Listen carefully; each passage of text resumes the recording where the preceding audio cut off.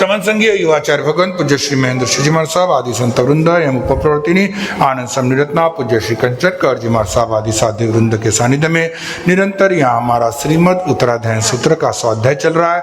इसी स्वाध्याय में आज हम 19वें अध्ययन का स्वाध्याय करेंगे, पर स्वाध्याय से पहले आइए आप और हम सभी पढ़ेंगे प्रभु महावीर की स्तुति पुच्छी सुनम वीरथ्री का पाठ आप और हम सभी करेंगे। पुच्छे सुनम समणामाहणाय अगारिणयां वरतीत्याय सेकेने गन्तयगममाहो आनेलि संसाउ सन्निखयाय कहं जनानं कदंसनं से शीलं कामनाय सुयसासि जानासि नम्बिकुजातनम् आसुयं भोहि जानि सन्तं खेयन्नयसे कुशले महेशि आनन्दनानि अनन्ततंसि जसंसि नो चकुपायडियस्स जानायि धम्मं जपेहि ओड्डमयं तिर्यं दिशासु तसाय जेथा वर्जेयपाना से नीच समीकपन्ने दिवे वधम्मं सम्यं उदाहु से सवदंसि अभिभूयनानि निराम गन्धे धीमं धियप्पानुत्तरे सवजगन्सिजं गन्धातीते अभयनाउ से भूयि पन्ने अनियचारी ओन्तरे दिव्य अनंत चक्षु अनुतरन्तायि सूर्य वैरोयनिन्देवतमं पगासे अनुतरं धम्ममीनं जिनानं नेयामुलिका सवा सुपन्ने देवदेवानमानुभावे सनेया गिरिनं विसिद्धे सेपन्नया खयसागरेवा मादैवा विअनन्तपारे अर्णाविलेवा वसायि मुखे सख्येव देवा इवै जुईमं सेवीर्येण परिपन्नवीर्ये सुदर्शनेव नगसवसते सुरालयवासि मुदागरे से वीरायने गगुनो भवे स्वयं सहसान उजोयनानं तिकन्दगे पाण्डगवे जयन्ते से जोयने नवनवैसस्य उड्डुसितो हेक्तसहस्रमेघम् उड्डेन वेचित्तै भूमिवर्तिये जं सूर्यान् परिवर्तयन्ति से हेमवन्ने बहुनन्दनीय जंसीदरिमेदयन्ति महिन्दा से पावै सदमापगासे वीरायै काञ्चनमट्टवन्ने अनुत्तरे गिरिसुयपावदुग्गे गिरिवरे से जलिये भौमे मय्ये मजमीटिये नगिन्दे पन्नायते सूर्यसुधले से एवं सिरिये सबूरिवन्ने मनोरमे जोययाचिमाली सुदर्शनस्य वजसो गिरि पौचयि मातो पावयस्स एतो वमेशा मनेनाय पुत्ते जाई जसोदन सननानशीले गिरिवरेवाणि सहाययानं हृये वसते वलयायतानं तोमेशे जगवूय पन्ने मुनिनमच्चे तमुदाउपन्ने अनुत्तरं धम्ममुनिरहिता अनुत्तरं जानवरं जियायि सुसुख सुखम् अपगन्ध सुखं संकीर्णुये गन्धवदात सुखम् अनुत्तरं परमं महेशि अशेषकम्मं सविशोहयिता सिद्धिं गैसायि मनन्तपत्ते नारेण शीलेन यदर्शनेन रुखे सुनाये जसामलिवा जंसीरयिं वेदयन्ति सुवर्णा वने सुवर्णननमावसेट्टं नारेण शीलेन यभूयि पन्ने थण्यं वसद्दाननोत्तरेषु चन्द्रोऽवतारान् महानुभावे गन्धे सुवाचन्दनमावसेट्टम् एवं मुनीनामपरिणमाहुजा स्वयम्भूरेण सेट्टे नागे सुवाधरनिदमाहुसेट्टे ओ देवारसवे जयन्ते तवोवाने मुनिरे जयन्ते हत्ति स्वेरावनमाहुनाये सियो मियानं सलिलान गंगा पखे सुवागरने वेणुदेवे निर्वाणवादी नियनाय पुत्ते जो है सुनाए जवी ससेने उपे सुवाजह अरविंद बाबू घाटी न सेठे जगन्तवके ऋषि न सेट्टे तवादमाने दानान सेट्टम् अभयापयानं सच्चे सुवाण वज्रं वयन्ति तवे सुवाओतमम् बचेरं लोगोत्तमे सामनेनाय पुत्ते हीन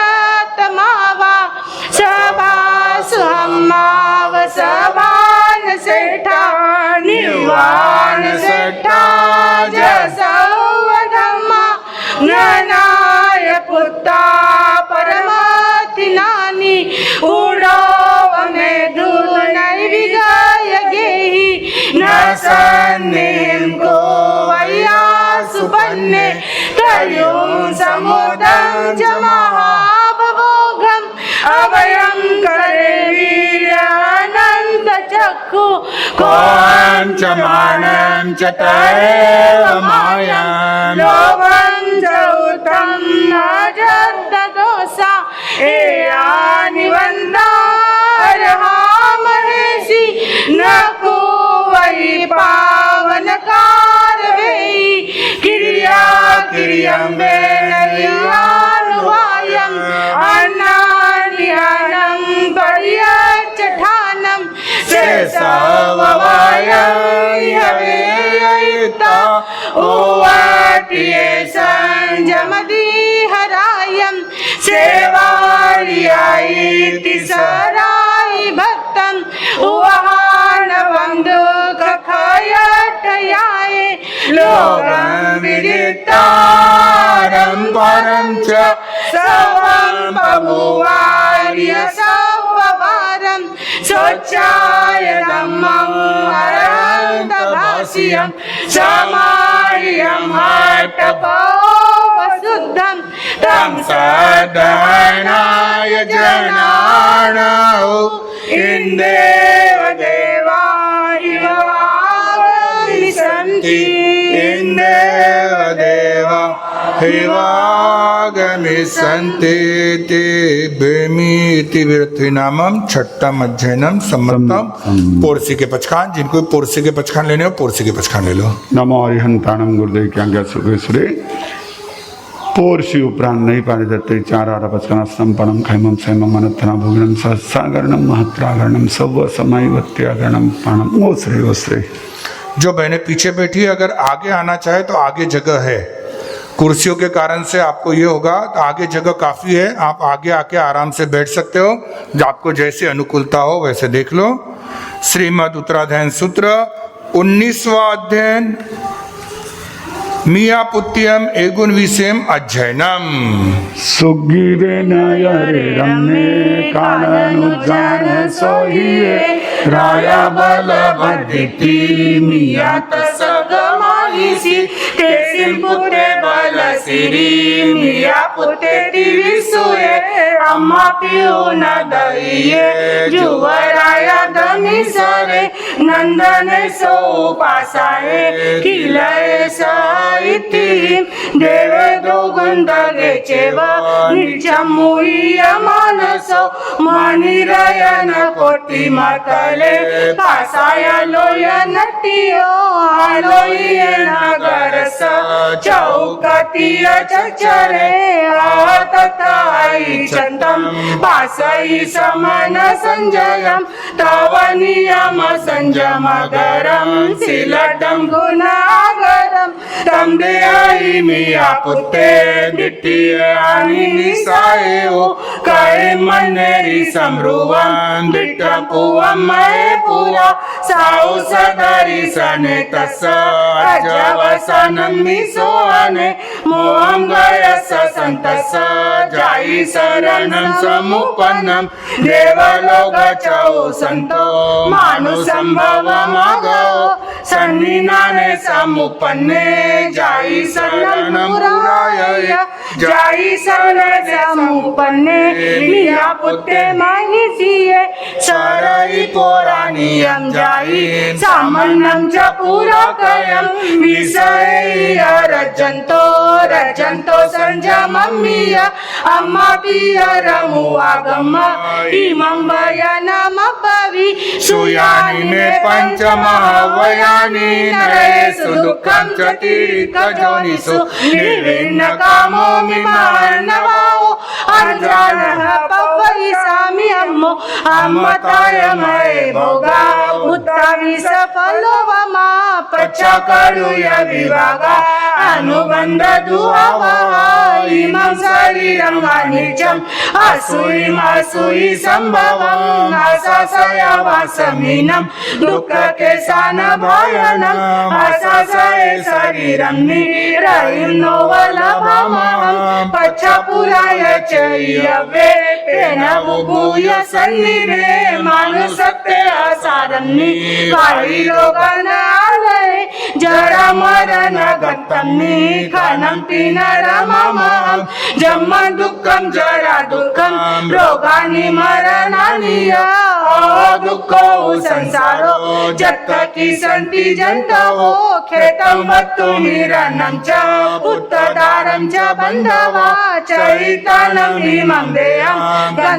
गन्तव्यमवसस्यमे जहाँ की भागफलान परिणामो न सुन्दरो एवं भूतान भोगान परिणामो न सुन्दरो अदानं जमातन्तो अपायोपवोजयि गच्छन्तो सदुयोयि चुवातन्नाय पीडियो एवं ब्रह्मं न काउनं जो गच्छति परमभवं गच्छन्तो सदुयोयि वायुरोगे पीडियो अदानं जमातन्तो सपायोपवोजयि गच्छन्तो ससुयोयि चुवातन्ना विवज्जियो एवं धम्मं टिकाउनं जो गच्छति परं भवं गच्छन्तो ससुयोयि अपकम्ने आवेयने जागे पालितम्नि तसगे हसजो पाहु सारभण्डानि निने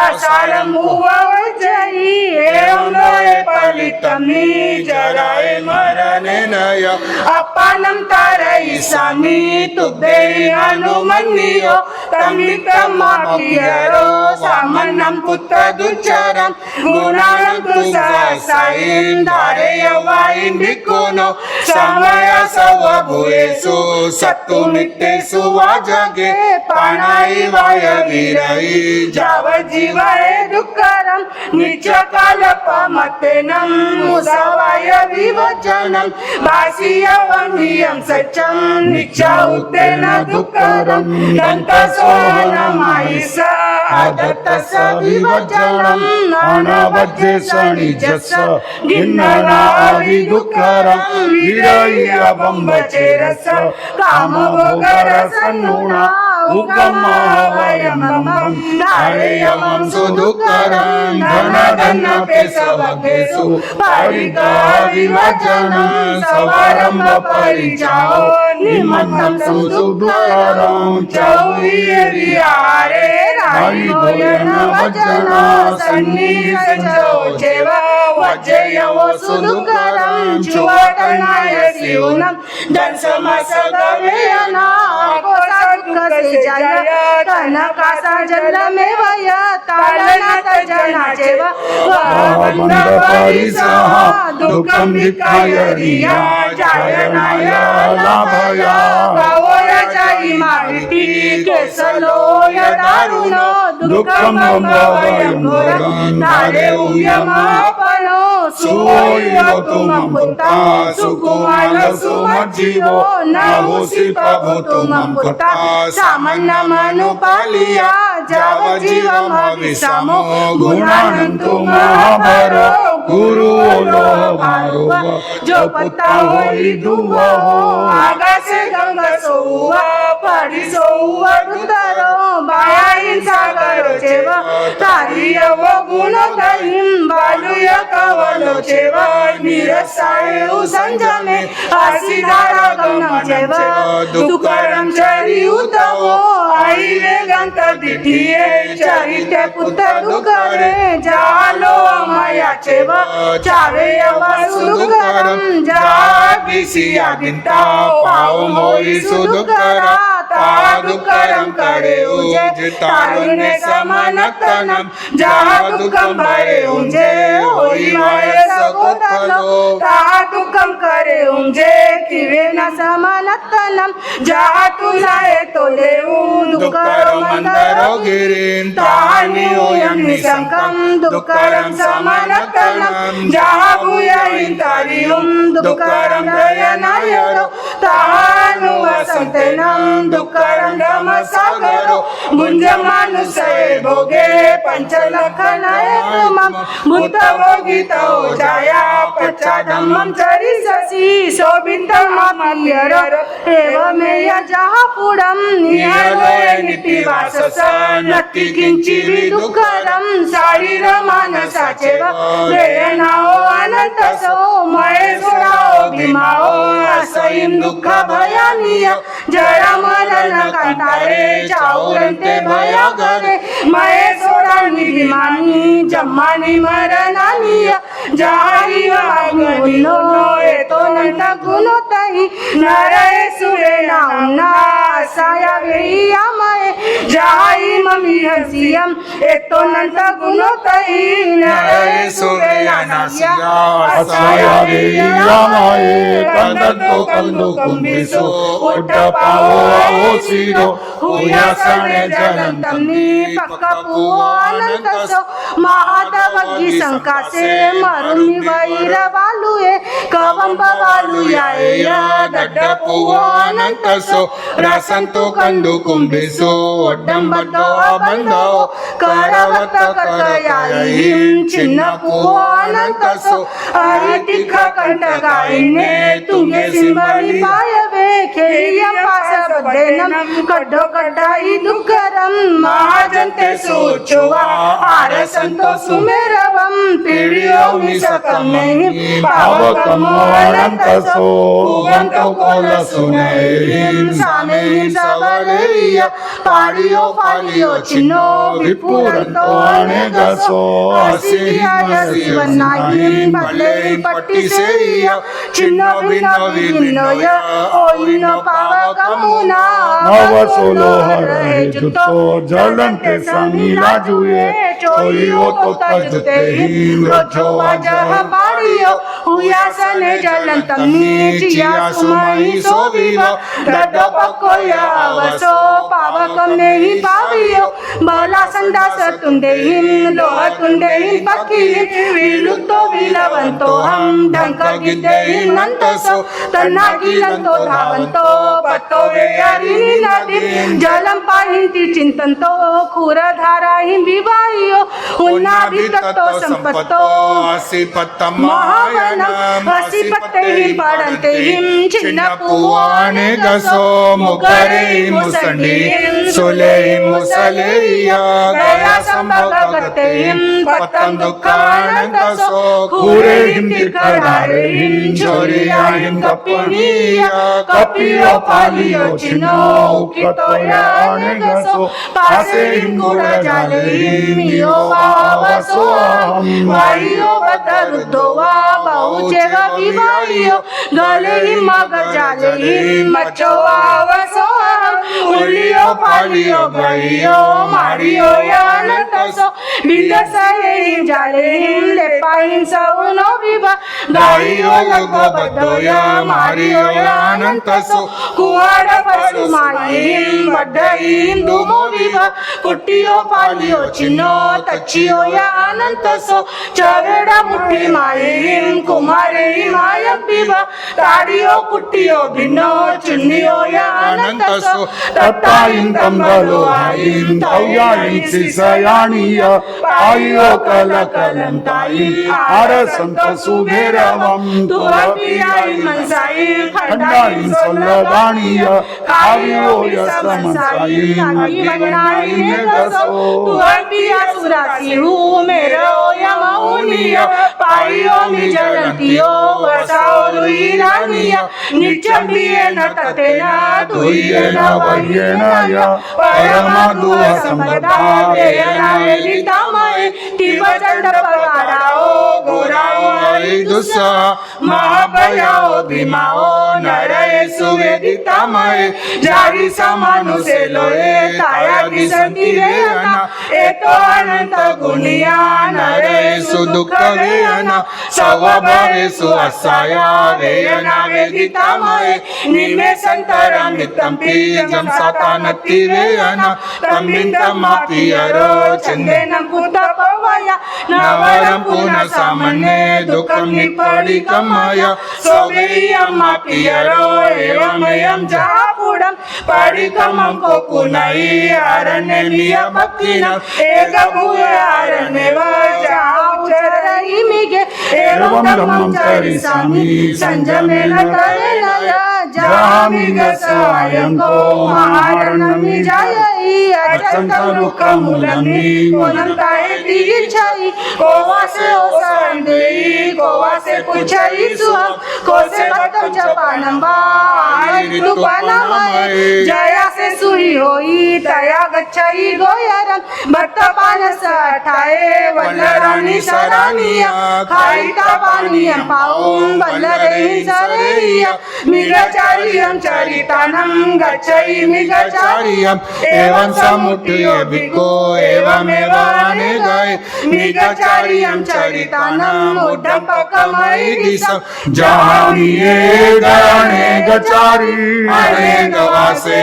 दुवगोयरेय एवं मुनि गोयरियं पविट्टे नहि लये नो वियकिंसयुज्जा मिगचारियं चरिष्यामि एवं पुत्तजासु अम्मापियुयन्नाओ जायुवयिन्त मिगजारियं चरिसामि सर्व दुःख विमुखानि तुभ्यैव बनुनाओ गच्छ पुत्र जासु एवं स्वमापियरो अनुमानितान बहुधियं ममतं चिन्तयिता हे महानागो वकञ्चुयं इड्डिवित्तं च वितेय पुत्रदारं च नायो रेणुयं वपडे लग्गं निर्धुनितान निर्गो पंचमहावयजुत्तो पंचसमीयोति गुत्तिगुत्तोय सद्भिन्तरबाहिरो तवो ब्रह्मंसि उज्जो निरहंकारो निसंगो चतगारवो समोय सबभूयेषु तसेषु थावरेषु लाभालाभेषु दुःखे जीविये मरणे तः समो निंदा प्रशंसासु तः मानव मानव गारवेषु कसायेषु दंड सल्लभयेषु नियतो हाससो गाओ अनियानो अबंधवो अनिसियो इहम लोए परलोए अनिसियो वासी चंद्रण तपोय असने अनसने तः अपसत्ते हिंदारे हि सवोपि असवे अजप जन जोगे हि पसत गम सासने एवं नानेन चरणेन दर्शनेन तवेन भावना हि शुद्धा हि सम्मं भावेतु अपयं बहुयानि वासानि सामन्नमनुपालिया मसीयेन उभतेन सिद्धिं पतोनुत्तरम् एवं करन्ति सम्बुद्धा पण्डिया पवियकना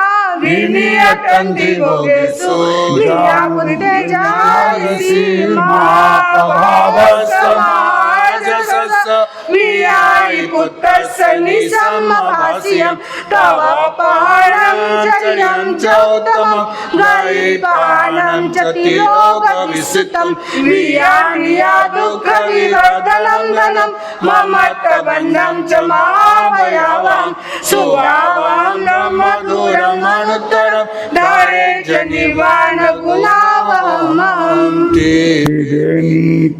मियापुत्यम अज्जनम सम्मतम आग में तिरिये पनत्रे तंजा सुत्तागम्य अत्तागम्य तद्वयागम्य इस तरह तीन प्रकार आगम रूप ज्ञान के समय जो कुछ लगा तालो जमैदम अच्छालम हिनकरम अच्छकरम पैनम मिनयनम जोगिनम सीनम घोषिनम सुट्योदिनम दुट्टु परिचय मकाले को सज्जाओ कालन को सज्जाओ सज्जाए सज्जाए सज्जाए न सज्जाए भंता गुंता विचरता ज्ञान और ज्ञानवंतों के अभिनय आशातना की हो तो तत्सदिच्छामि दुक्कडम चरम तीर्थंकर शासनपति श्रमण भगवान महावीर स्वामी अरिहंत परमात्मा श्री सिमंदर स्वामी भगवान परम श्रद्धेय परम उपकारी प्रातः स्मरणीय पूज्य गुरुदेव आचार्य भगवान श्री आनंद ऋषि जी महाराज साहब वर्तमान आचार्य सम्राट आत्मज्ञानी ध्यान गुरु परम श्रद्धेय परम वंदनीय डॉक्टर श्री शिवमुनि जी महाराज साहब आदि समस्त ऊर्जा पुरुषों महापुरुषों पूज्यवरों के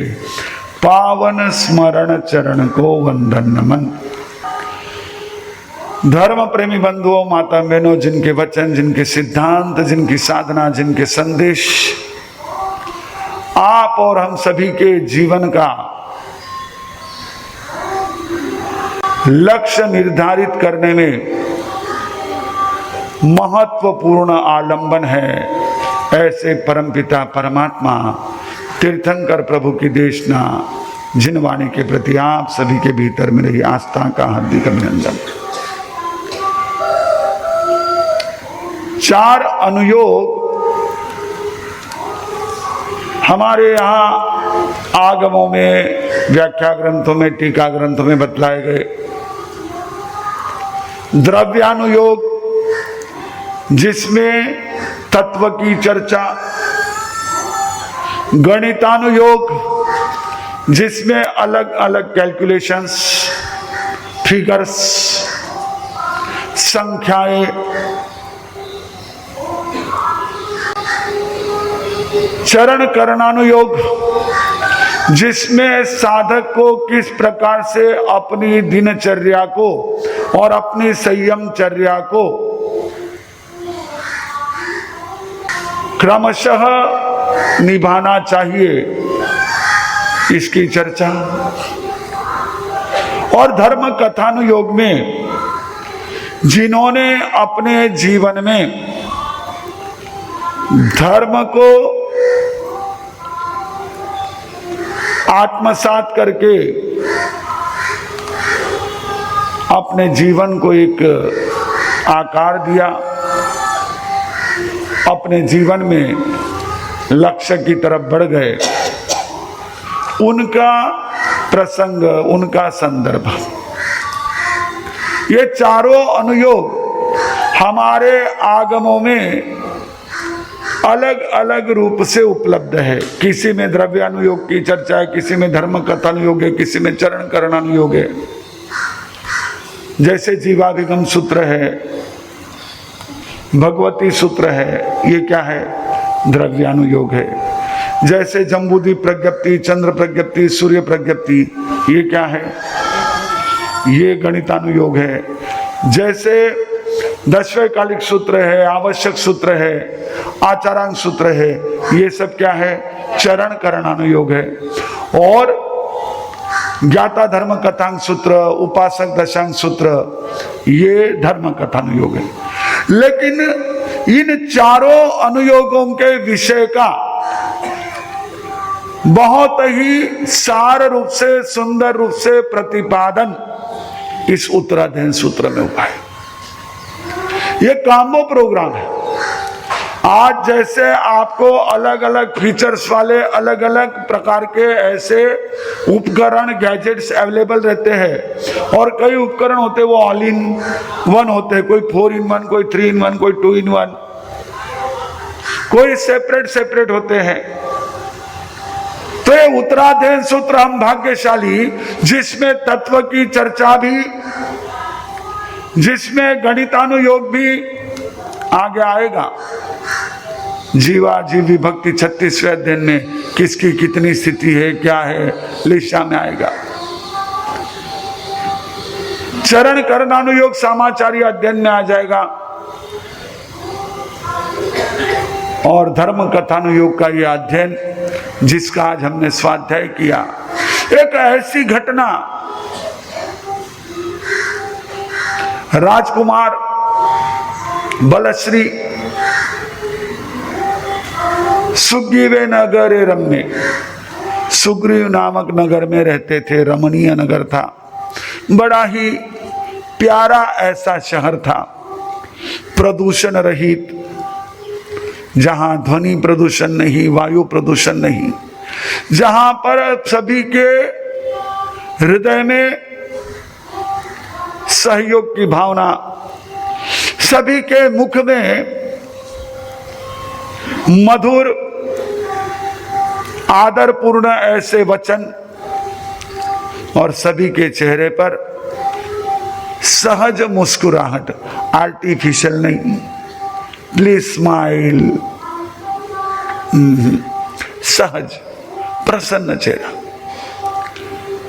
ऐसा वो नगर, खुशहाल नगर। उस नगर के राजा का पुत्र बलश्री गवाक्ष में बैठा है, नगर की चहल पहल देख रहा है। जैसे आप कहां बैठते हो? हाँ, मोबाइल के सामने। कहीं भी बैठो, बालकनी में बैठो, रेल ट्रेन में खिड़की के पास बैठो, फ्लाइट में बैठो, कहीं भी बैठो, आपकी नजर मोबाइल पर। वो तो गवाक्ष में बैठे हुए नगर के रास्ते पर चलने वाली जो चहल पहल है, उसको देख रहे थे। ये एक तरह से जो फिजिकल हमारा आईज का मूवमेंट होता है, फिजिकल जो हमारी आईज से होने वाला जो कांटेक्ट होता है, वो काफी महत्वपूर्ण होता है। वो हमारे दिल तक पहुंचने वाला होता है। आजकल ये सारा वर्चुअल हो गया। इसको आपकी भाषा में क्या कहते हैं? इसे वर्चुअल। वर्चुअल यानी हिंदी में क्या कहेंगे? इंग्लिश में तो समझ गए, हिंदी में क्या कहेंगे? आभासी। क्या कहते हैं? आभासी। बस वैसे ही लगता है नहीं। लगता है लेकिन है नहीं, वो आभासी, ऐसी वर्चुअल वर्ल्ड में जी रहे हैं। ये फिजिकल भौतिक, सामने सारा कुछ प्रत्यक्ष वो देख रहे हैं, नजारा देख रहे हैं, चहल पहल देख रहे हैं। अचानक उनका ध्यान एक ऐसे हट करके कुछ रही हुई व्यक्ति पर जाता है जो मुनि थे। मुनि को देखा, उनकी वेशभूषा को देखा, उनकी वह नजर देखी, उनकी वो चर्या देखी, क्योंकि जैसे आप देखते हो राष्ट्रपति का बॉडीगार्ड होता है तो वो कैसे रहता है, हमेशा अटेंशन में, इतना सा भी झुका हुआ नहीं, एकदम स्ट्रेट, आंखें उसकी हमेशा सामने, जो उसको एरिया दिया गया उधर देखते रहेगी। अभी जैसे मोदी जी की सिक्योरिटी चलती है चारों तरफ, वैसे मुनि का भी एक अपना केवल ड्रेस नहीं है, ड्रेस कोड नहीं है, उनकी अपनी चर्या है। चलते समय कितने आगे देखकर चलना, हाँ 3.5 हाथ प्रमाण, 4 हाथ प्रमाण, जिसको हमारे आगमिक भाषा में क्या कहते हैं, दूसरा प्रमाण, जो बैल का जुआ होता है ना, कंधे पर रखा होता, उतने जो, क्योंकि हमारी आई साइड से हम वहां तक का बिल्कुल स्पष्ट देख सकते हैं, ऐसा हमारे ज्ञानियों का अंदर है। तो वो अपने उस प्रकार से देखते हुए नीची नजर रखे हुए चले जा रहे हैं। उसने देखा कि अरे ऐसा वेश, ऐसा ये सारा जो कुछ भी आंखों से देखना, धीरे धीरे चलना, ये तो मैंने भी कहीं देखा हुआ है, पहले भी देखा है। वहां तो पहली बार देखा गवाक्ष में बैठकर, जाते आते कभी देखने का उनका काम नहीं पड़ा। फिर सोचने लगे कहां देखा, जाति स्मरण ज्ञान हुआ। आपको क्या होता है, महाराज साहब को देखा तो हाँ ये महाराज, हाँ ये याना वे है, ये याना गए जी, ये याना सगा जी, ये याना महाराज सा है, याना परिवार वाला है। अभी एक जगह ना ये बहुत ट्रेंड चल पड़ा है, आपने कभी ऑब्जर्व किया क्या पता नहीं मुझे, कि जहां जिसके रिश्तेदार परिवार हो वहां पर क्या किया जाता है, उनके समुदाय के संत सती जी को भेज दिया जाता है कि फिर परिवार वालों को भी तुम क्या करो, हाँ तुम्हारे माध्यम से इधर एक आ गया तो एक के माध्यम से परिवार को भी जमा कर लो। ये म्हाणा, फिर वो म्हाणा है नहीं, म्हाणा बेटी मारा सा दीक्षा ले, माने तो जानो पड़ीला, माना भाई मारा सा है, माना भतीजा मारा सा है, एक के बहाने फिर वो धीरे धीरे क्या होता है, म्हाणा। आपको संतों को देख करके ये म्हाणा है कि कोणी है, ये थाना है कि कोणी, ये भाव आते हैं। हमारे एक स्नेही संत, उन्होंने बताया कि रतलाम में एक प्रमुख संतों का आगमन होने वाला था। वे एक संप्रदाय के प्रमुख थे, मुखिया थे, और वहां की जो जनता है वो हमारे संघ के ऐसे एक बहुत वरिष्ठ संतों को मानने वाले पूरे लोग, वो उनके पास पहुंचे, बोले मार साहब हमारे यहाँ पधार रहे हैं, वो संत आ रहे हैं, वो वहीं पर उसी क्षेत्र में रुकेंगे, हमने क्या करना। अगर आज ये प्रश्न किसी भी संप्रदाय समुदाय के साधु संतों को पूछो तो सबसे पहले आपको जवाब रहेगा, ध्यान रख जो जाओ नो नहीं, जाओ तो भी ज्यादा कोई उठे हमारी लेनी नहीं, आवे तो भी गोचरी बेरानी नहीं, दोष थाने लग जाए सब पर। उन्होंने क्या कहा पता है, बोले देखो संत आए तो उनके पैरों की ओर देखना, उनके पात्र की ओर देखना, उनके मुंह की ओर मत देखना। ये संतों का, ये एक तरह से हमारा संस्कार है। तो उसने मुनिचर्या को देखा तो उसको ये वाक्य कहीं देखा हुआ है, और फिर ध्यान में आ रहा मैं भी तो ऐसा ही था, मैंने पूर्व जन्म में संयम का पालन किया, मैंने पूर्व जन्म में साधु वेश धारण किया, उस साधुचर्या का मैंने बहुत अच्छी तरह से पालन किया। उसी के फलस्वरूप आज मैं यहां पर इस राज घर में जन्मा हूं, आज राजघराने में आया हूं, राजपुत्र बना हूं। आपने कभी आवे यूं विचार कि मैं आटे क्यों हा मारे सन देखे तो यो विचार आवे वे तो था गया पर सोचो, वो पूर्व जन्म का स्मरण उसको हुआ। हम तो इस जन्म की, इस युग की, इस समय की बातें भी सोचो। ऐसे हलुकर्मी जीव होते हैं जिनको संतों को देख करके अपने भीतर में इस प्रकार के साधना के वे संस्कार जागृत होते हैं। ऐसे जीवों को हलुकर्मी कहा। मैं यहां हूं तो साधना के परिणाम स्वरूप हूं, मैं यहां हूं तो मेरे गुरु के उपकार मेरे ऊपर है। ये हम जब समझ लेते हैं तो ये स्वाध्याय सुनना हमारा और सार्थक होता है। नहीं तो अभी ठीक है, उस समय में मैंने बहुत कष्ट से, अब मेरे अच्छे दिन है, अब तो मैं मौज कर लूं, ऐसा भी सोच सकता था बलश्री, जिसे हमारे शास्त्रकारों ने इस आगम के नाम में मृगा पुत्र के रूप में संबोधित किया। वो समय था जब मां के नाम से बेटे की पहचान थी। फिर हमारा ये पितृसत्ताक युग शुरू हुआ, जहां पहले पिता का नाम होता था, बाद में, है ना, ऐसे ही होता था ना पहले। आप तो यहां पर बहुत अच्छी तरह जानते हो, हम तो महाराष्ट्र में थे तो वहां ये चीजें थोड़ी सी संस्कार बड़े कमजोर हो गए हैं, वैसे अब यहां भी आपके धूमिल हो रहे। लेकिन पीढ़ियां कैसी चलती थी हमारी, पहले पिता का नाम, बाद में बेटे का नाम। फिर जमाना आया, पहले बेटे का नाम, फिर पिता का नाम। फिर जमाना आया सिर्फ बेटे का नाम, और अब जमाना आया ना बेटा ना बाप, इनिशियल्स, एक हेयम नियम जीएम हो गया खत्म। हम ये सिकुड़ते जा रहे हैं। हमने कहा शॉर्ट, हम सिकुड़ते जा रहे हैं हम अपने आप को। और फिर कहते नहीं महाराज साहब पहला तो घणो चौको तो अब माने घणो यो रही गया, थे आना तुम कर लिया।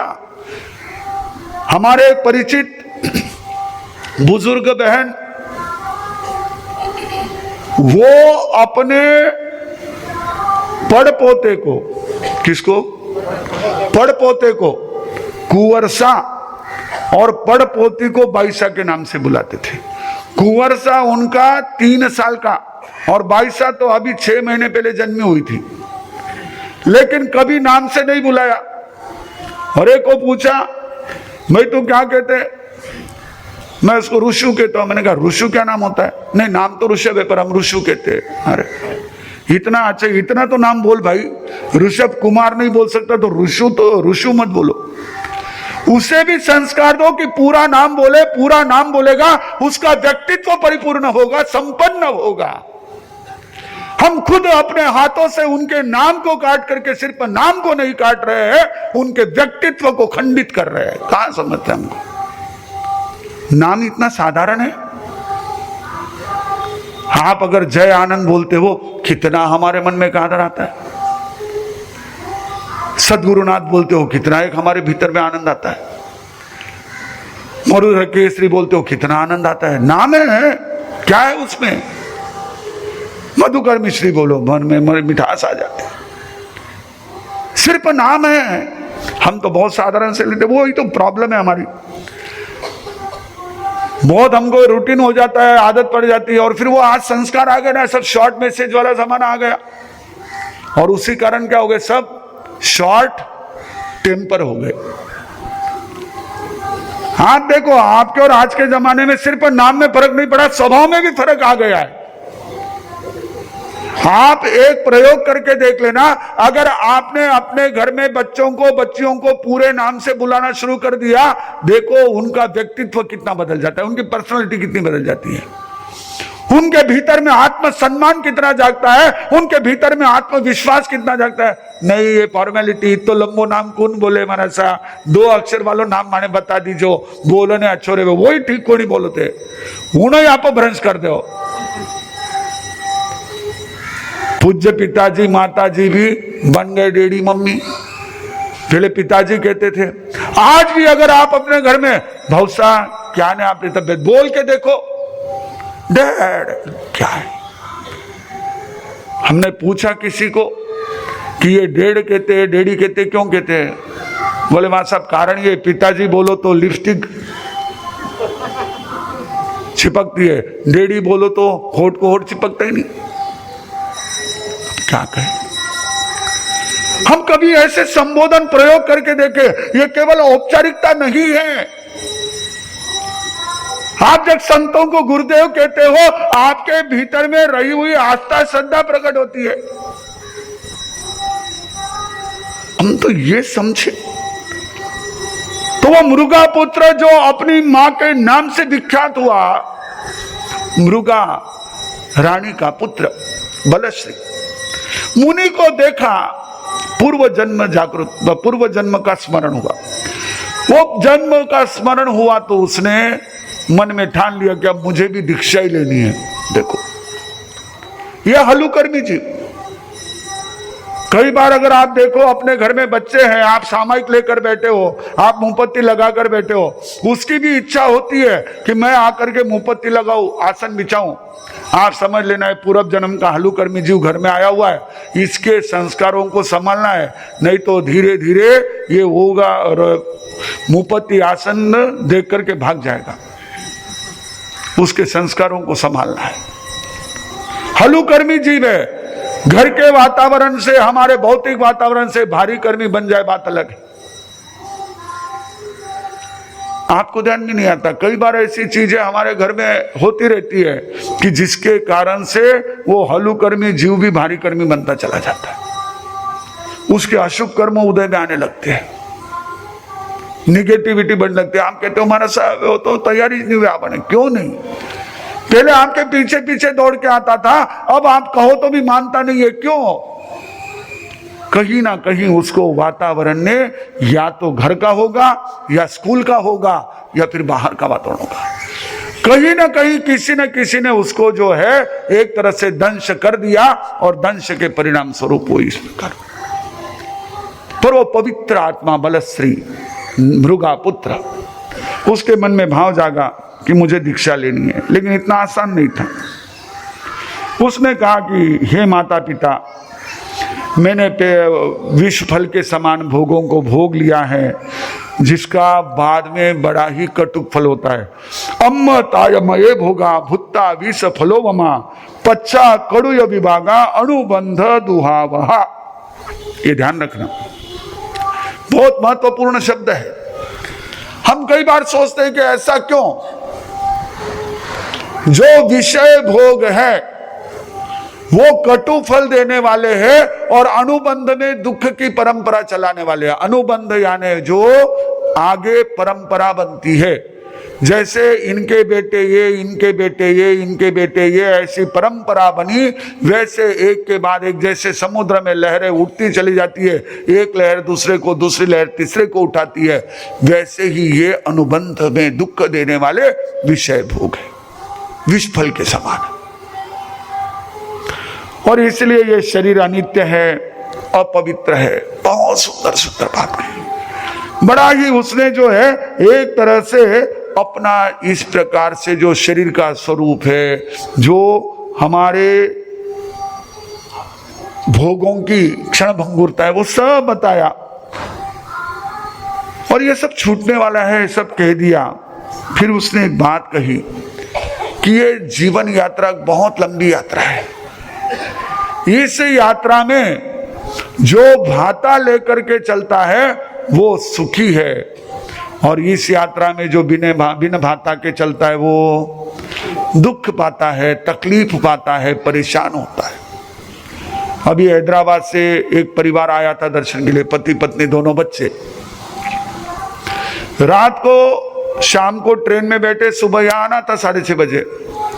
संयोग से बीच में ट्रेन के डिब्बे जो है, जहां से इनकी ट्रेन आ रही थी विजयवाड़ा या किसी रास्ते से, डिरेल हो गए।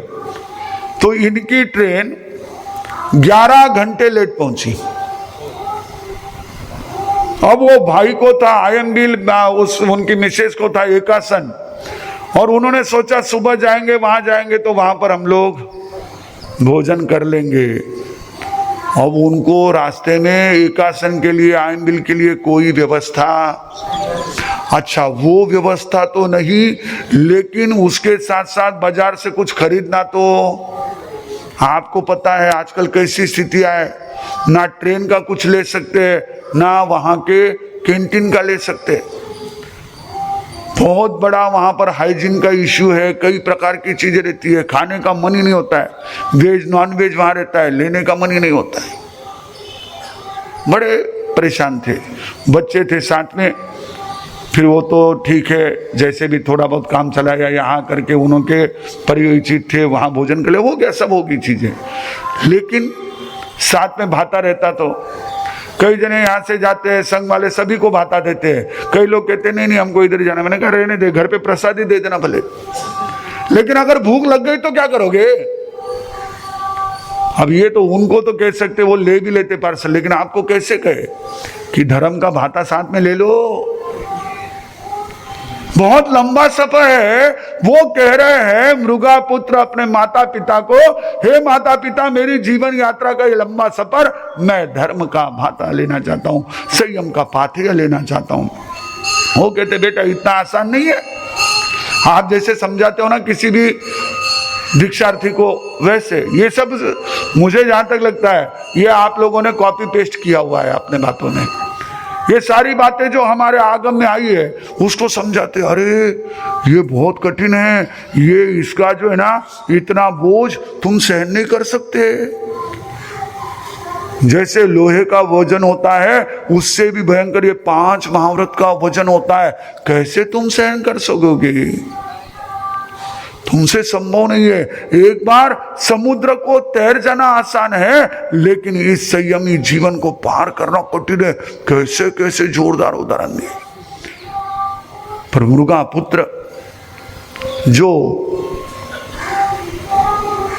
मजबूत थे, सुदृढ़ थे, और जो इन सारी स्थितियों से बहुत अच्छी तरह से परिचित थे, उन्होंने कहा मां ठीक है आप कह रहे हो, जो गलत बात नहीं है, लेकिन ये किसके लिए कठिन है? जो उस मशक की तरह जिसमें हवा भरी है, उसकी तरह जो कायर है, उनके लिए। गुरुदेव ने मुझे पहली लोच हुई तब फरमाया, पहली लोच चिमटी ली जरा सी, तो थोड़ा सा छोटा ही था, तो हल्की सी ऐसी आई, सिहरन आई। गुरुदेव कहने लगे शूरा करे रे संग्राम, कायर ने चढ़े धूजनी। गुरुदेव ने सीखे सुनाई। तो ये तो जो कमजोर है, कायर है, उनके लिए ये सब चीजें बराबर है, आप कह रहे जो है, लेकिन जो मजबूत है उनके लिए कुछ नहीं। ये सारी चीजें बहुत नगण्य। और आप कहते हो कि ये बड़ा दुखी है, बहुत दुखद रहता है, ये सारा जो है ना एक तरह से निरस है, ये है करना। माँ देखो मैंने कैसे कैसी वेदनाएं नरक में सही, कितने कष्ट सहे। जो वर्णन इस मृगा पुत्रीय अध्ययन में नरक के दुखों का है, वो प्रत्येक ऐसे हलुकर्मी भव्य आत्मा की आंखें खोल देने वाला है। और उन्होंने अकेले ने नहीं, जितने भी हम संसार में अभी तक भ्रमणशील ऐसे प्राणी है, सभी ने इन वेदना को एक बार नहीं अनेकों बार, अनंती बार भोग लिया। कैसी कैसी वहां हालत की गई पूछो मत। जैसे यहाँ अग्नि उष्ण है, उससे अनंत गुना आग वहां पर गर्मी है। यानी हमारे अनुभवी लोग कहते थे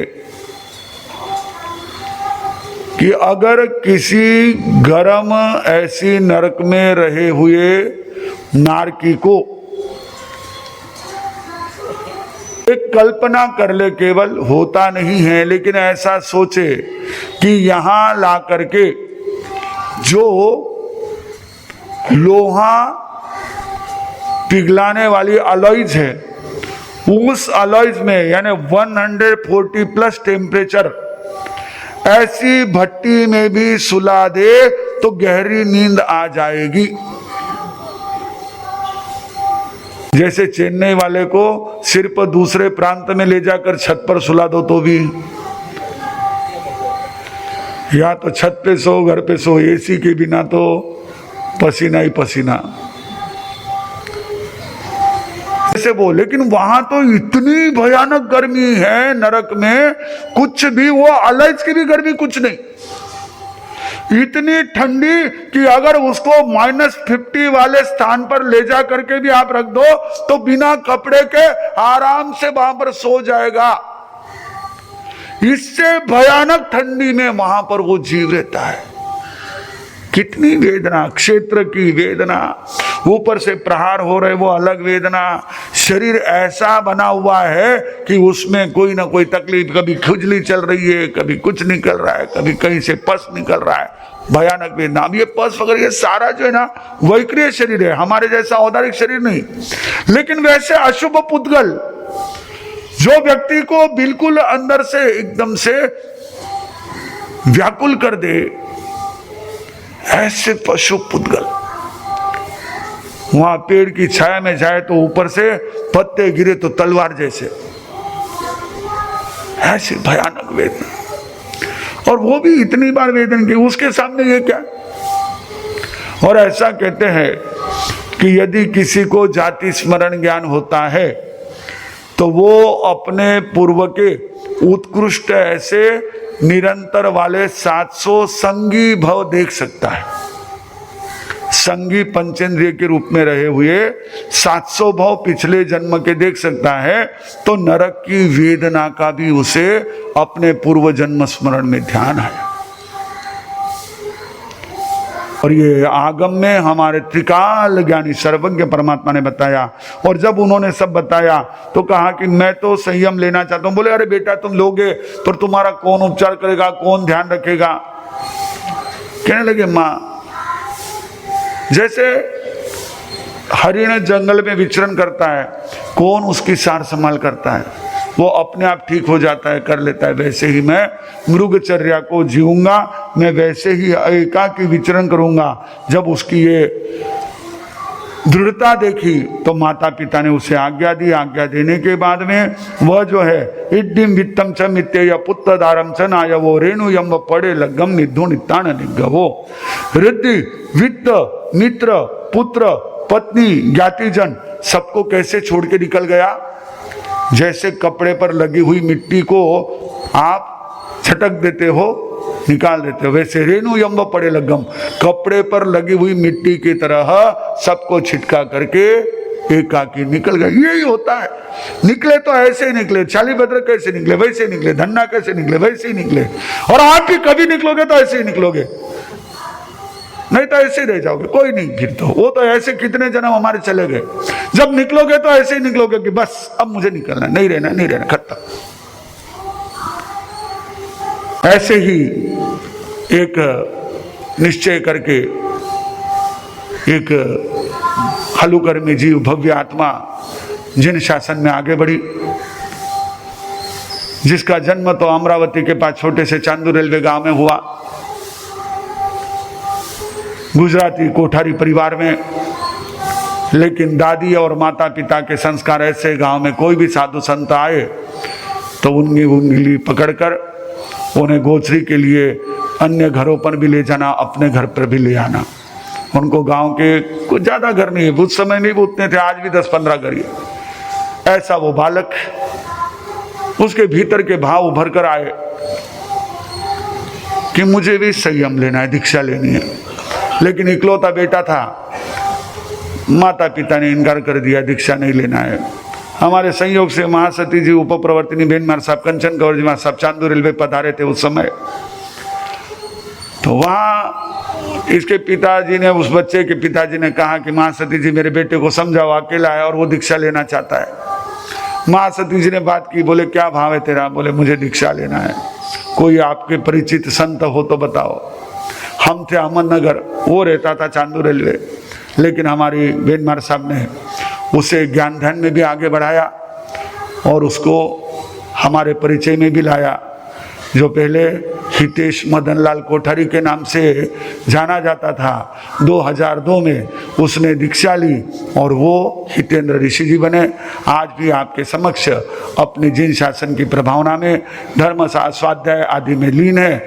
ऐसे हितेंद्र ऋषि जी का जन्म तारीख के अनुसार 25 अक्टूबर 1978 को हुआ था और आज भी संयोग से तारीख कौन सी है? 25 अक्टूबर है। हम तो यही कहेंगे,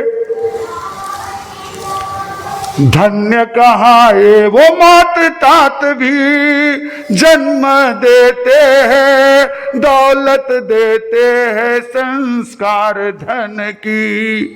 पुण्यशाली है वो घड़ी क्षण की, दीक्षा पाई है, शिक्षा पाई है आत्मरमण की। हम तो सभी भाव सहित स्नेह पुष्प लाए, शासन दीपाए आनंद पाए। भाग्य जगे आनंद गुरुकुल में आए, शासन दीपाए आनंद पाए। स्वस्थ रहे मस्त रहे सदा मुस्कुराए, शासन दीपाए आनंद पाए। शासन दीपाए आनंद। पाए। तो ये संयम का मार्ग जो अति दुष्कर होता है, ऐसे दुष्कर मार्ग पर मृगापुत्र आगे बढ़े। आज उस मृगापुत्र अध्ययन का स्वाध्याय हमने किया। ये मृगापुत्र अध्ययन का स्वाध्याय हमारे भीतर भी साधना के प्रति और अधिक संवेग और अधिक उत्कृष्ट भाव जगाए। इन मंगल भावों के साथ एक साथ प्रेम से बोलेंगे, नमो आर्यंताणम नमो सिद्धाणम नमो आर्याणम नमो जणम नमो लोये सब्ब साहुणम। गुरुदेव की आज्ञा श्री चत्तारि मंगलम अरिहंता मंगलम सिद्धा मंगलम साहु मंगलम केवली पणतो धम्मो मंगलम। चत्तारि लोगोत्तमा अरिहंता लोगोत्तमा सिद्धा लोगोत्तमा साहु लोगोत्तमा केवली पणतो धम्मो लोगोत्तमो। चत्तारि शरणम पवज्जामि अरिहंते शरणम पवज्जामि सिद्धे शरणम पवज्जामि साहु शरणम पवज्जामि केवली पन्नतम धम्मम शरणम पवज्जामि। चार मंगलिक चारोत्तम चार शरणा दुख हरणा सुख करना और शरण नहीं कोई जो भव्य प्राणी आदरे तो अक्षय अमर पद।